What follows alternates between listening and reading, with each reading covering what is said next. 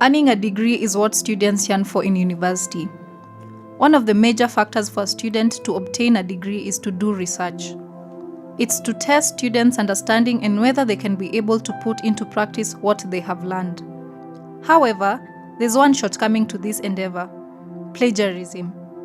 Plagiarism is defined as the act of using someone else's words or ideas without giving credit to that person.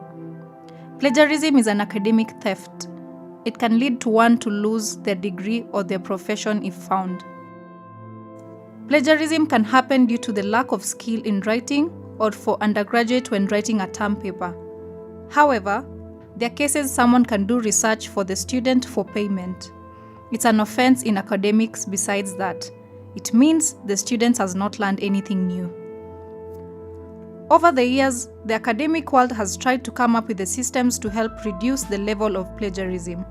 The Turnitin, which processes Microsoft Word text and identifies the mistakes, is an examiner's advanced intelligence machine, although examiners also read students' work before even putting it into the system. I was reading a paper, a thesis, a final paper of a bachelor's student, and I remember reading it somewhere.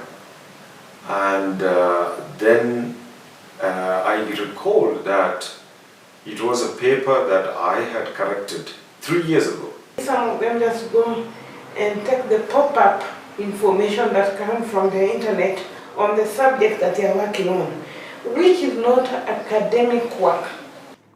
While for students, some have attributed plagiarism to lack of resources, as heard from the following opinions. Yes, people may be having ideas, but to conceptualize there's going to ideas and bring them out can be really a challenge. So, because it's not easy, like you have to, a person yes has a point, but bringing it into point can be really very difficult. The resources that are there are very limited, and we are many. So, accessing some of these resources is hard. There's also inaccuracy in those scarce resources. So, some information is not accurate enough for you to get findings out of them. The resources are hard to get, like books, maybe the electronics, and some maybe you want to use the soft copies, like, so you have to type. Also, finding a laptop is very tricky. Sister Mary Ngina, the program leader and counseling psychologist at the Institute of Youth Studies in Tangaza University College, says the reason for plagiarism is fear of failure. Everybody is looking for good grades, and everybody wants to pass, to get the good grades and so on. And that could be really the main reason why people plagiarize. Of course, we know that there is also a lot of fear of failing. So that could be another reason why people plagiarize, because they are afraid to fail in exams or in whatever assignment they have, the academic assignment they have been given. And therefore people will try as much as possible, because most of the times even people panic when they hear about exam or about an assignment and so on. And because of that panic and people are afraid to fail, they will always look for maybe something that can assist them to avoid going that direction. Sister Jacinta Ondeng, a counselor in Tangaza University College, is firm about PT work. When you pile your work and you don't organize yourself very well, you don't have a plan on how you are going to accomplish all the assignments that you are given by your professors, it means that the time that the paper is due to be submitted, you have not done it, and therefore you try to, rush over things. And in the process of rushing over things to finish up all the assignments, you don't give it enough time. You don't allow yourself the time even to do your research well, to be able to get, the correct material. Research doesn't mean to pile up things. Lecturers are keen and known beforehand students' work. Dr. Caroline Kagwiria says students sometimes do research only because it's mandatory.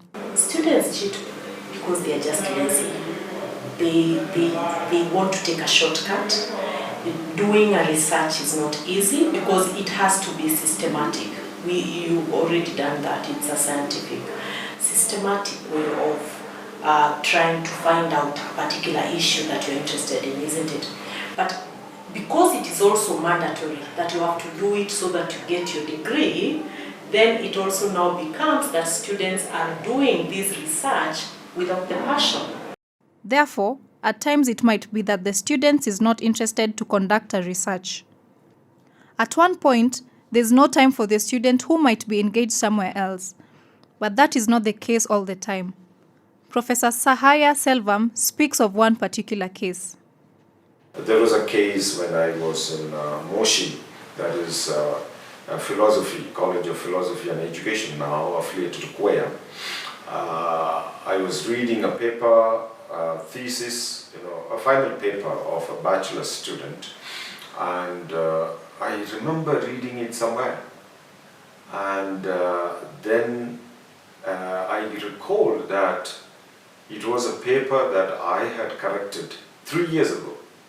So I went to the library, I traced this paper. At that time it was not digital, it was all digital means we couldn't do a plagiarism check or digitally, but students would type and print and submit.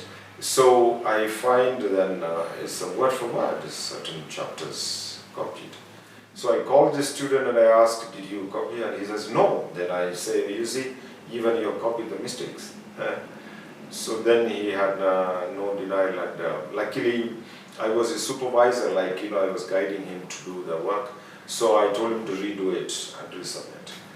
It might not be necessarily lack of time that a student cheats. Normally, research is a social issue, so it's advisable that students should be interactive with people as much as possible, even with their fellow colleagues. There was a lot of emphasis for us to work in groups. And sometimes I find that as a challenge with our students in Tangaza.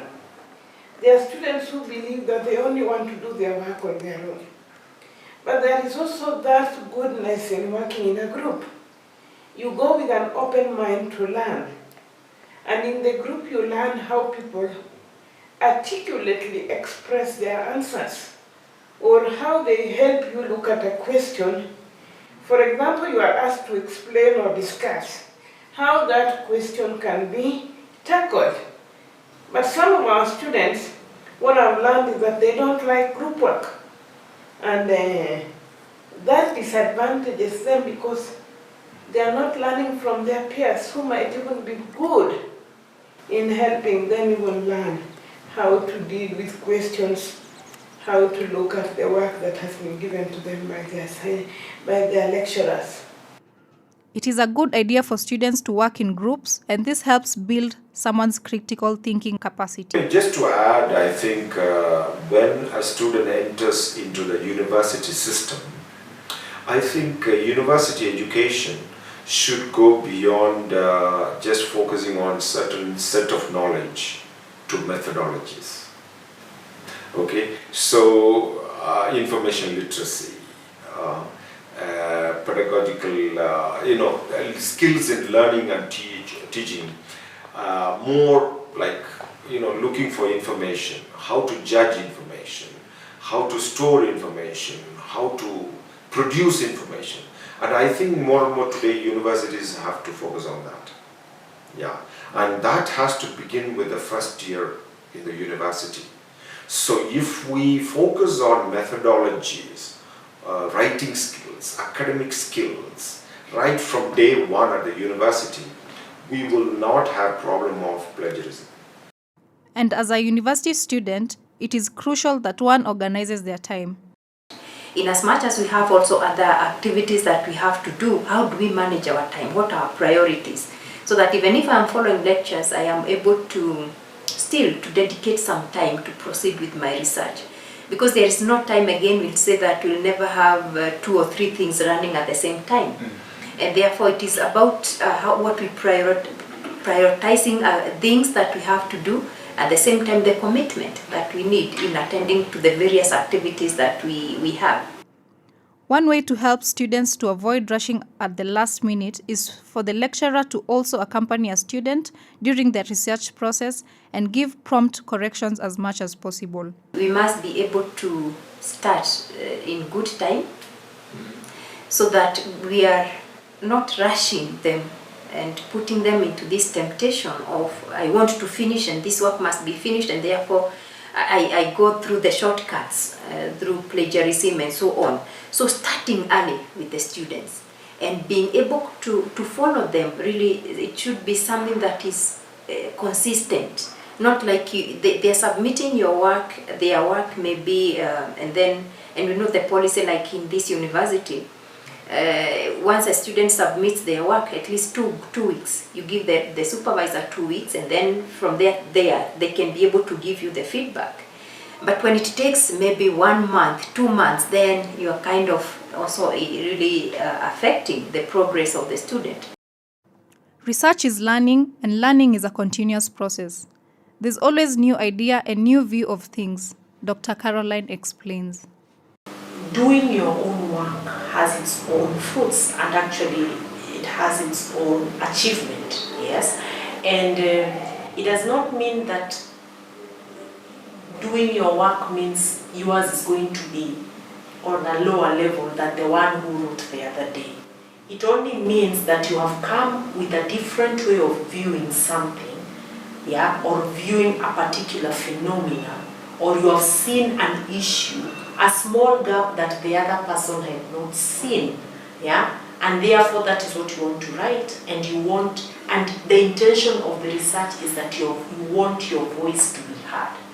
One is proud of the achievement, no matter how small it is. When we achieve something that we merit, we are proud. But even if I would get an A in something that is not mine, it's not my work. So maybe people will say that he really performed well, but I do not merit it. But when you have sweat, you have done all that you could do, and you really become proud, and you really say you own that achievement. It is your own, and you have worked for it. So we feel proud when we are able to do things and to be able to achieve, to reach to the highest level, whatever we were able to do, knowing that really I have worked for it, rather than when you just get something and you know very well that it is not yours. So it's just like, yeah, you got it, but you don't merit. There are people who dedicate time specifically for reading. Research requires reading and writing.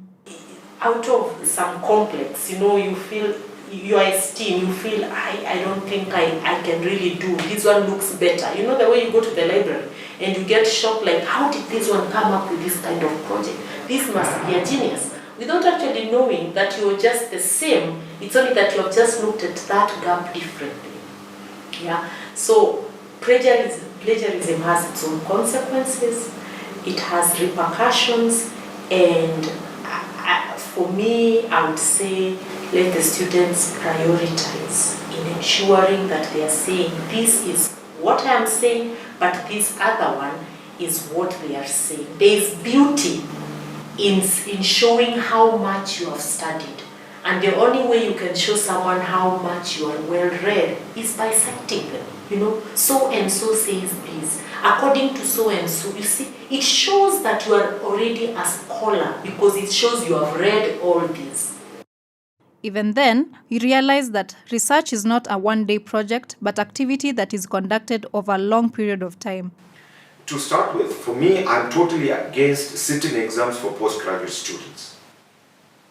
At the end of sitting exams, we are not trusting our own system, So, if we want people to generate knowledge, that is what we have to test.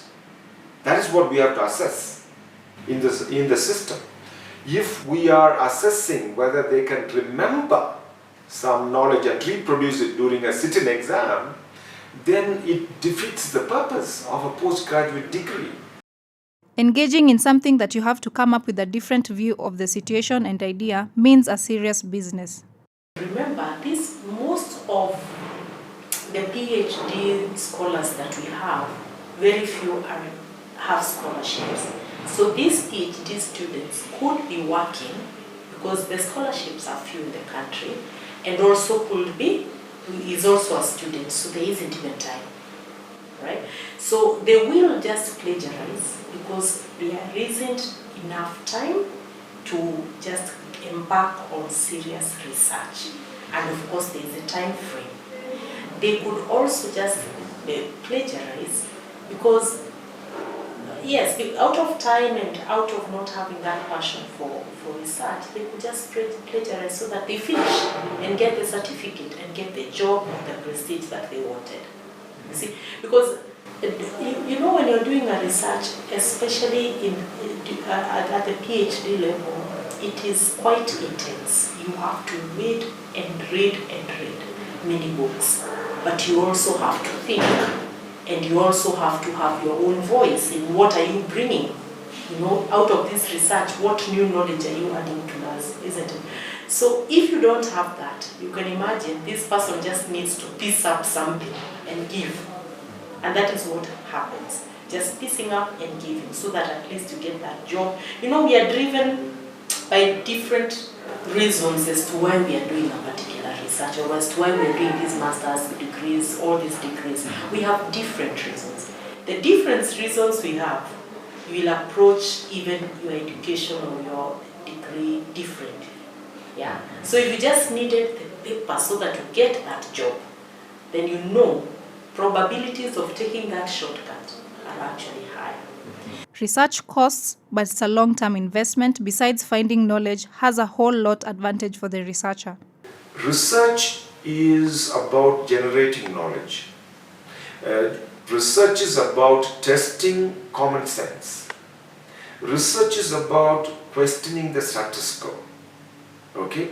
So let us say, for example, if I ask a normal class, even a postgraduate students, do you think in our generation, people are living longer than our grandfather's generation? Or put it the other way, do you think our grandfather's generation, people lived longer than our generation? What would be the unanimous answer? Yes, they will say our grandfather's generation lived longer than our generation, but that is not factually true. So what can test it? Data, research, okay? So definitely research is needed to enhance human life. Sometimes what may cost your entire investment may be due to just a simple mistake, lack of referencing.